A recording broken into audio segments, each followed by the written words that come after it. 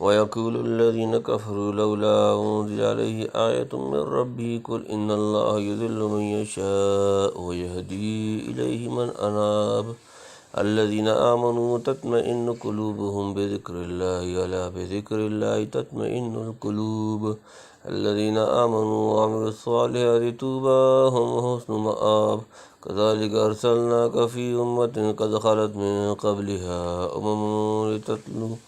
لتتلو عليهم الذي أوهينا إليك وهم يكفرون بالرحمن قل هو ربي لا إله إلا هو عليه توكلت وإليه متاب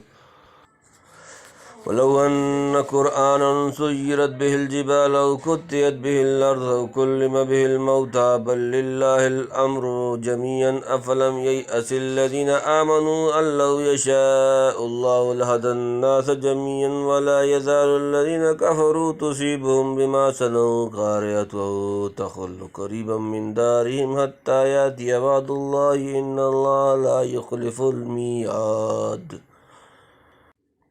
ويقول الذين كفروا لولا أنزل عليه آية من ربه قل إن الله يضل من يشاء ويهدي إليه من أناب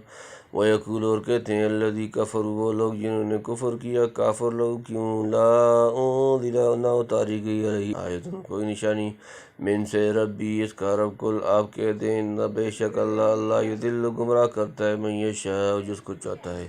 یہدی اور راہ دکھاتا ہے الہی اپنی طرف سے من جو اناب رجوع کرے اور کہتے ہیں کافر کیوں نہ اتری اس پر کوئی نشانی اس کے رب سے کہہ دے اللہ گمراہ کرتا ہے جس کو چاہے اور راہ دکھلاتا ہے اپنی طرف سے اس کو جو رجوع ہوا سینکڑوں نشان دیکھتے تھے مگر وہی مرغے کی ایک ٹانگ پکڑی ہوئی تھی کہ جو ہم کہتے جائیں وہ نشان دکھاؤ مثلا مکہ کے پہاڑوں کو ذرا اپنی جگہ سے سرکا کے کھیتی باڑی کے لیے زمین وسیع کر دو یا زمین کو پھاڑ کر چشمہ اور نہریں نکال دو یا ہمارے پرانے بزرگوں کو دوبارہ زندہ کر کے ہم سے بات چیت کرا دو غرض کوئی نشان ایسا دکھلاؤ جو ہم کو ایمان لانے پر مجبور کر دے اس کا جواب دیا کہ بے شک خدا ایسے نشان دکھلانے پر قدرت رکھتا ہے لیکن اس کی حکمت وعدت مقتضی نہیں کہ تمہاری فرمائشیں پوری کیا کرے پیغمبروں کی تصدیق کے لیے جس قدر ضرورت ہے اس سے زائد نشانات دکھلا چکا اور دکھلا رہا ہے اور دوسری سینکڑوں مجاز سے قطع نظر کر کے اکیلا قرآن ایک ایسا عظیم نشان پیغمبر کی صداقت کا ہے جب تم ان نشانوں کو دیکھ کر رائے راست پر نہ آئے اور حق کی طرف رجوع نہ ہوئے تو معلوم ہوا کہ قدیم قانون کے موافق خدا کی مشیت یہی ہے کہ تم کو تمہاری پسند کردہ گمراہی میں چھوڑ رکھے بلا شبہ اگر تم اتنے بڑے نشان دیکھ کر اس کی طرف رجوع ہوتے تو وہ اپنی عادت کے موافق تم کو آگے بڑھاتا اور حقیقی کامیابی تک پہنچنے کی راہیں دکھاتا جب تم نے خود یہ نہ چاہا تو اس کی حکمت بھی اس کو مقتضی ہے کہ تمہیں مجبور نہ کرے پھر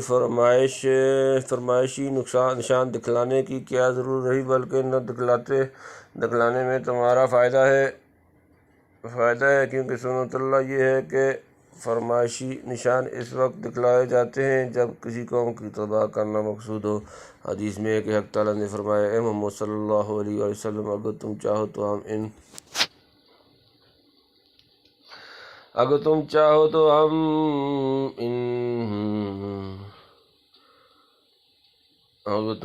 تو ہم ان کو فرمائشی نشان دکھلا دیں اس پر بھی نہ مانے تو ایسا عذاب بھیجا جائے گا جو دنیا میں کسی پر نہ آیا ہو اور اگر تم چاہو تو رحمت و توبہ کا دروازہ کھلا رکھیں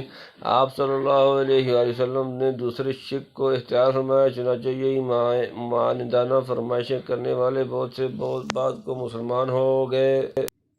الذين آمنوا وتطمئن قلوبهم بذكر الله الا بذكر الله تطمئن القلوب الذين جو لوگ آمنوا ایمان لائے تطمئن اور اطمینان پاتے ہیں قلوبهم جن کے دل بذکر اللہ اللہ کے ذکر سے الا یاد رکھو بذکر اللہ اللہ کے ذکر سے تطمئن اطمینان پاتے ہیں القلوب دل جمع وہ لوگ جو ایمان لائے اور چین پاتے ہیں ان کے دل اللہ کی یاد سے سنتا ہے اللہ کی یاد ہی سے چین پاتے ہیں دل یہ خدا کی طرف رجوع کرنے والوں کا بیان ہوا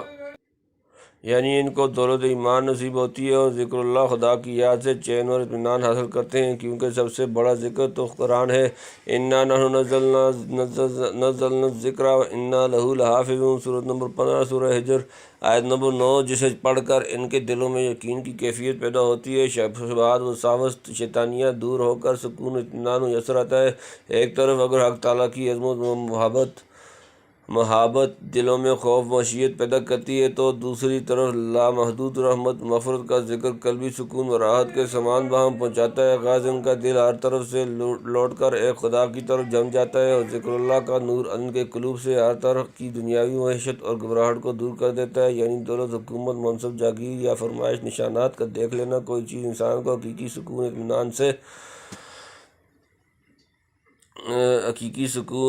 اطمینان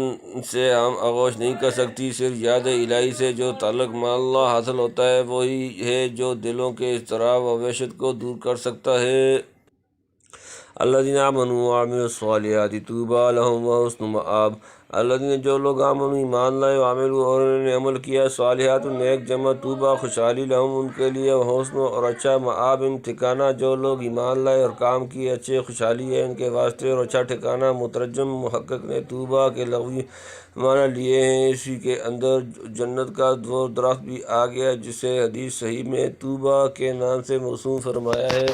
کذالک ارسلناک فی امۃ قد خلت من قبلھا امم لتتلو علیہم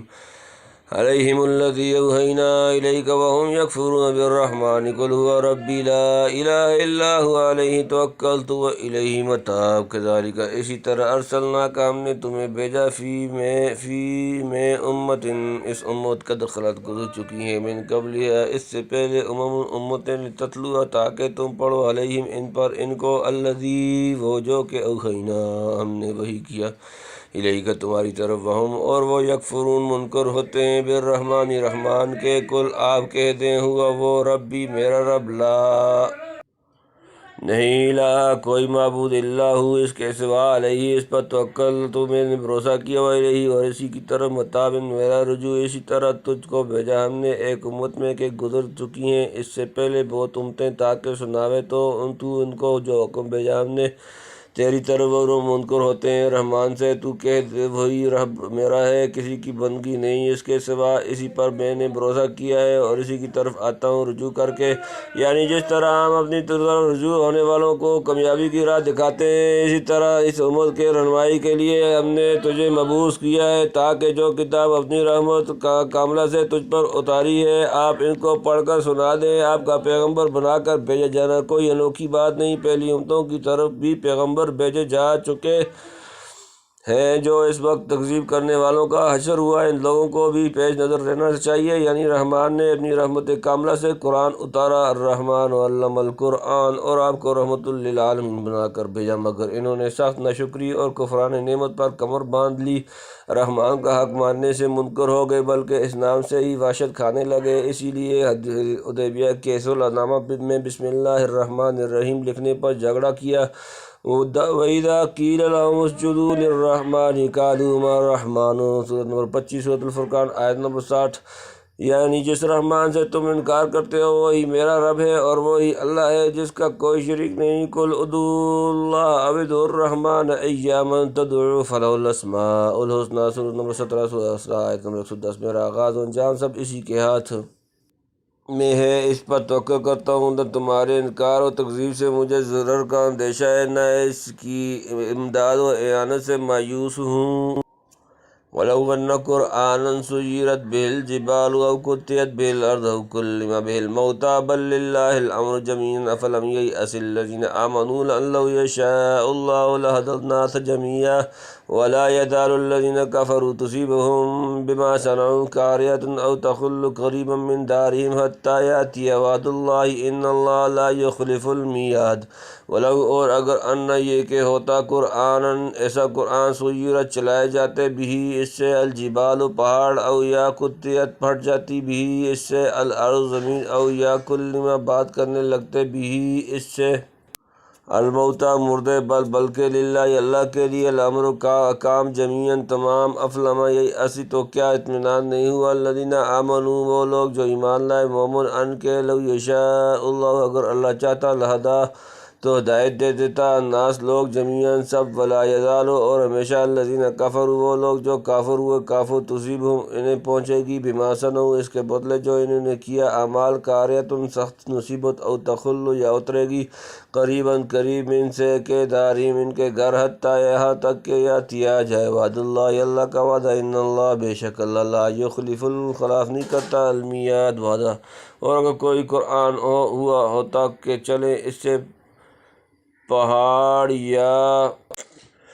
ٹکڑے ہوئے اس سے زمین یا بولے اس سے مردے تو کیا ہوتا بلکہ سب کام تو اللہ کے ہاتھ میں ہیں۔ سو کیا خاطر جمع نہیں ایمان والوں کو اس پر اگر چاہے اللہ تو